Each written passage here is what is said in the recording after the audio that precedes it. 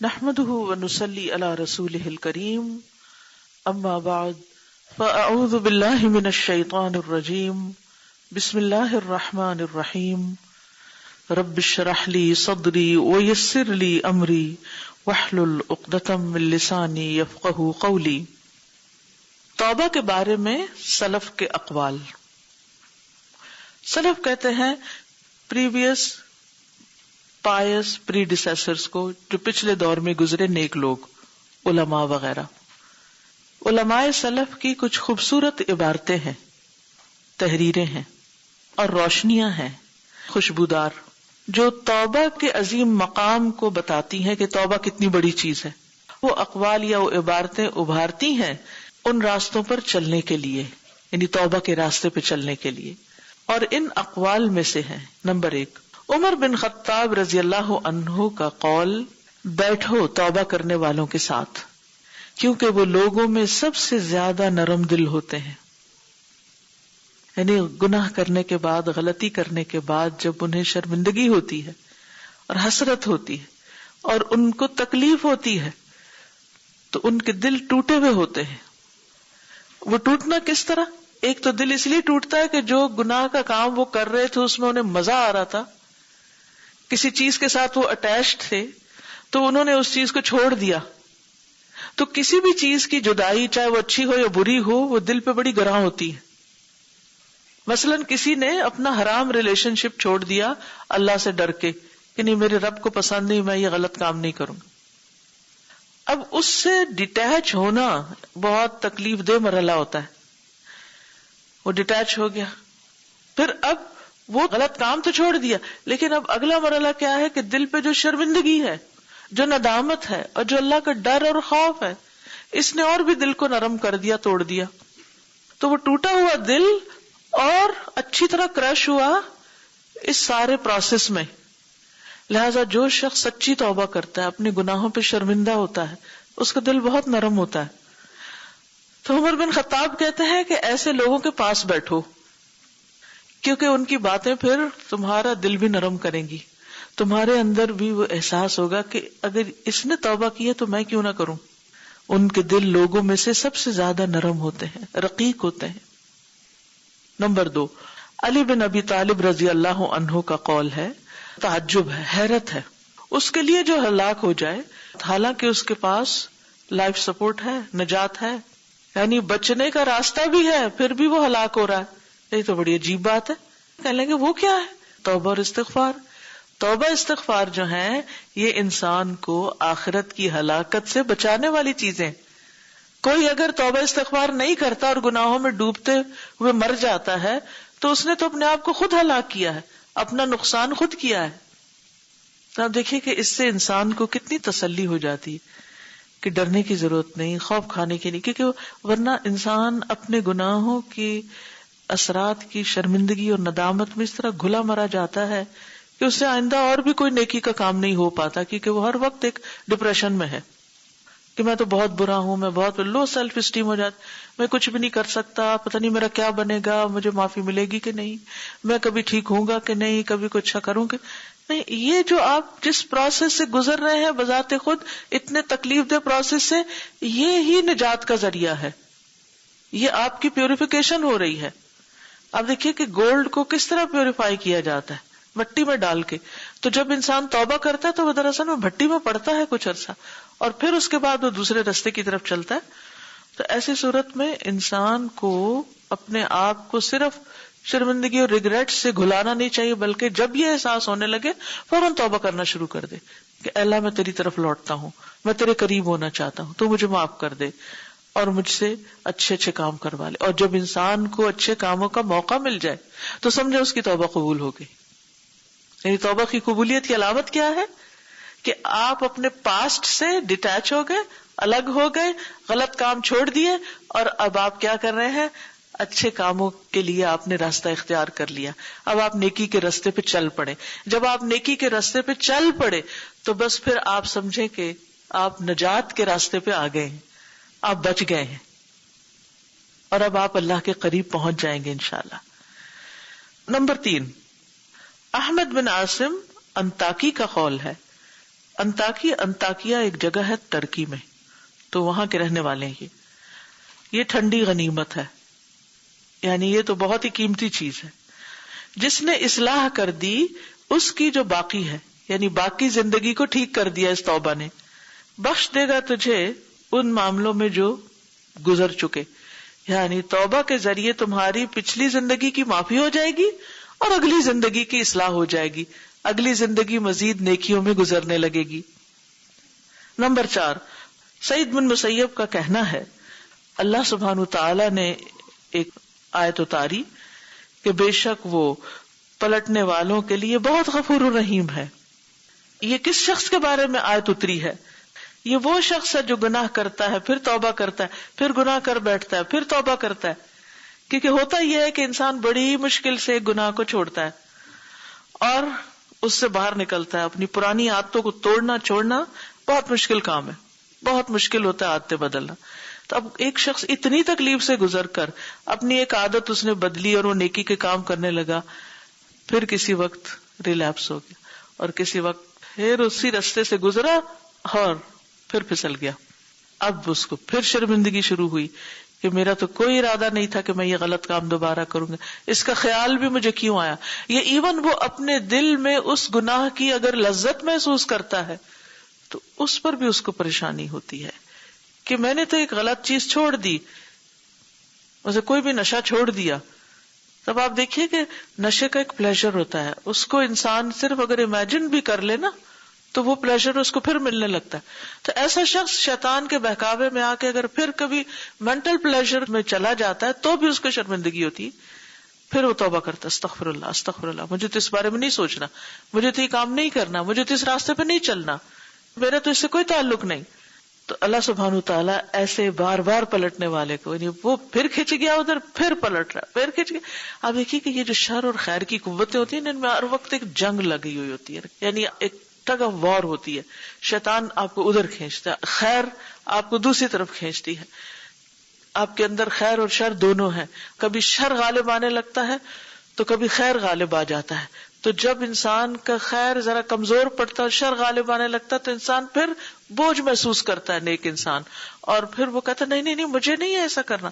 پھر وہ توبہ کرتا ہے، پھر یعنی جس وقت وہ سمجھتا ہے اس کا بیلنس خراب ہونے لگا ہے، پھر وہ اللہ کی طرف رجوع کرتا ہے، پھر اللہ کا دامن پکڑتا ہے، پھر توبہ کرتا ہے.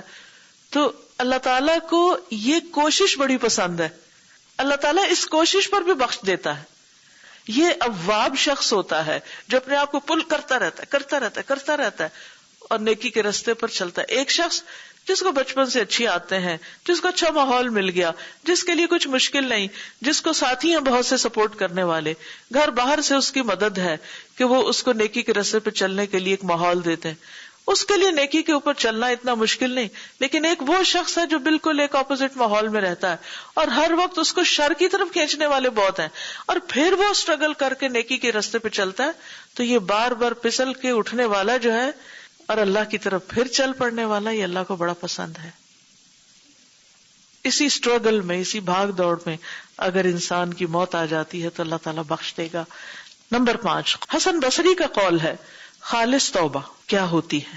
دل کی شرمندگی، دل سے شرمندہ ہونا اپنے گناہ پہ، زبان سے استغفر اللہ کہنا، اور اپنے اعضاء سے اس غلط کام کو چھوڑ دینا، اپنے ہاتھ کو، اپنی آنکھوں کو، اپنے کانوں کو، اپنے سارے جسم کو اس سے موڑ لینا. یعنی مثلاً اگر کسی کو فون پر کوئی ایسی باتیں کرنے کی عادت تھی، یا کچھ میسجنگ یا چیٹنگ کی بری عادت تھی، یا کوئی فضول چیزیں دیکھنے کی ایڈکشن میں تھا جیسے پورنوگرافی، مختلف لوگوں کے مختلف مسائل ہوتے ہیں جو چھپ کے گناہ کرتے رہتے ہیں، اور جو گناہ سامنے ہوتا ہے نا تو لوگ بھی اس میں پکڑتے ہیں، لیکن کچھ گناہ ایسے ہوتے ہیں جو عین قریب گھر والوں کو بھی نہیں پتا ہوتے، صرف اللہ ہی جانتا ہے کہ وہ گناہ ہے. تو ایسے میں انسان جب صرف اللہ کے ڈر سے اپنے ہاتھوں کو روک لیتا ہے، اپنی انگلیوں کو روک لیتا ہے، اپنی نگاہوں کو روک لیتا ہے، ان چیزوں کو ڈیلیٹ کر دیتا ہے، ختم کر دیتا ہے، اپنی زندگی سے آؤٹ کر دیتا ہے، تو یہ ہے دراصل توبہ، نئی زندگی اختیار کرنا. اور دل میں یہ بات رکھنا کہ میں کبھی واپس نہیں جاؤں گا اس راستے پر، آج کے بعد مجھے کبھی اس راستے پہ نہیں جانا، مجھے کبھی اس شخص سے کانٹیکٹ نہیں کرنا، مجھے کبھی اس شخص کے ساتھ باہر نہیں جانا، میں یہ راستہ نہیں اختیار کروں, مجھے ایسے دوستوں سے نہیں ملنا کہ جو مجھے حرام کاموں کی طرف لے جائیں, وغیرہ وغیرہ. جو بھی جس کسی کا مسئلہ ہر کوئی اس کو سوچ سکتا ہے, چھوٹا گناہ ہے یا بڑا گناہ ہے.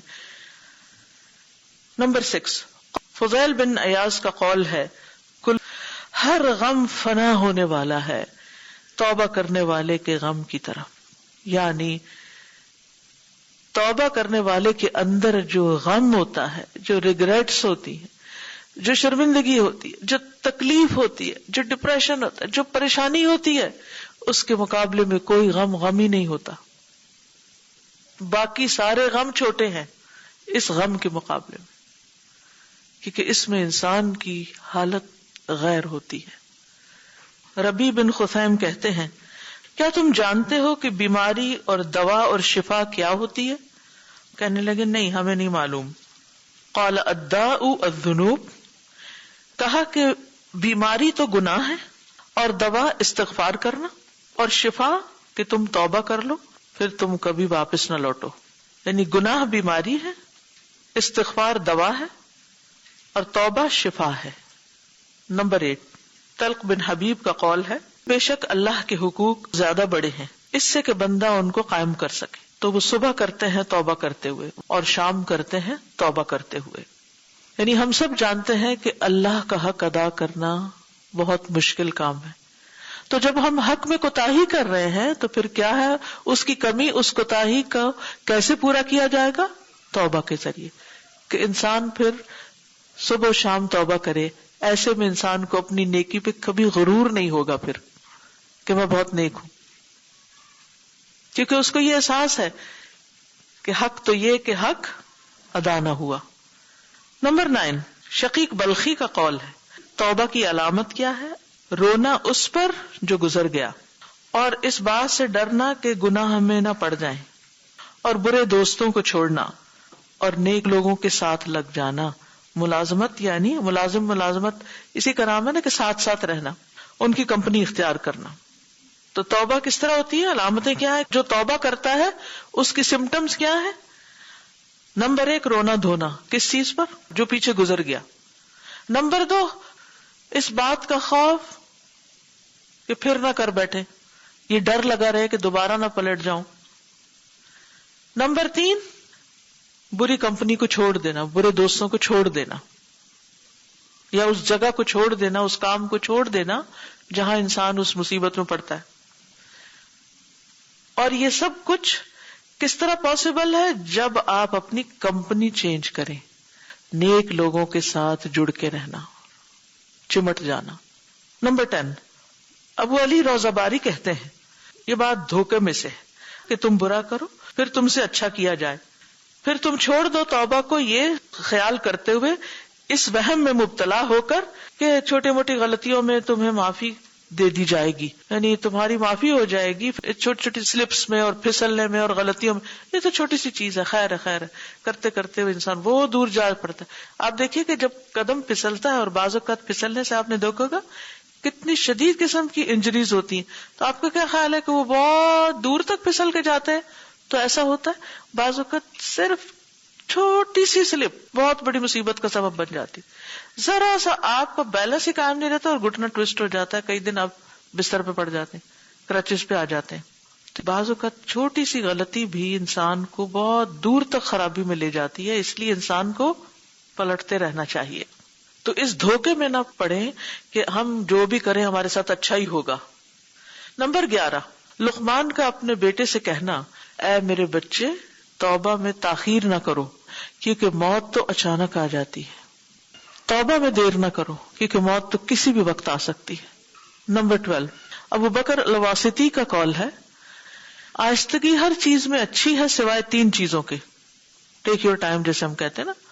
اور اس میں ان 3 میں سے ایک توبہ کا ذکر کیا گناہ کے وقت, یعنی ادھر گناہ ہو ادھر توبہ کر لے انسان ساتھ کے ساتھ فوراً. نمبر 13, ابراہیم بن ادہم کا قول ہے, جو توبہ کا ارادہ کرے اسے چاہیے کہ ظلم کرنے سے باہر نکل آئے, یعنی ایک دوسرے پر جو ظلم ہوئے ہیں ان سے معافی تلافی کر لے, اور چاہیے کہ چھوڑ دے لوگوں سے میل ملاپ شر کے کاموں میں ان کا ساتھ نہ دے، ورنہ وہ نہ پا سکے گا جو وہ چاہتا ہے، وہ چیز حاصل نہیں کر سکے، یعنی توبہ نہیں ہو سکے گی. کیونکہ اگر لوگوں سے وہ ملتا رہا، جس کمپنی میں وہ غلط کام کرتا ہے، اگر پھر انہی سے جہاں دوبارہ ملا تو پھر وہ توبہ نہ ہوئی. نمبر 14 یحییٰ بن معاذ کا قول ہے، جس چیز نے لوگوں کو توبہ سے روک رکھا ہے وہ لمبی امیدیں ہیں، یہ کریں گے پھر وہ کریں گے پھر وہ کریں گے. اور تائب کی علامت آنسو کا بہنا ہے، آنسو بہانا ہے، تنہائی سے محبت ہونا، اپنی ذات کا محاسبہ کرنا ہر ارادے کے وقت، یعنی ہر غلط کام کا جب ارادہ وہ کرے تو فوراً اپنے آپ کو خود ہی چیک کر لے.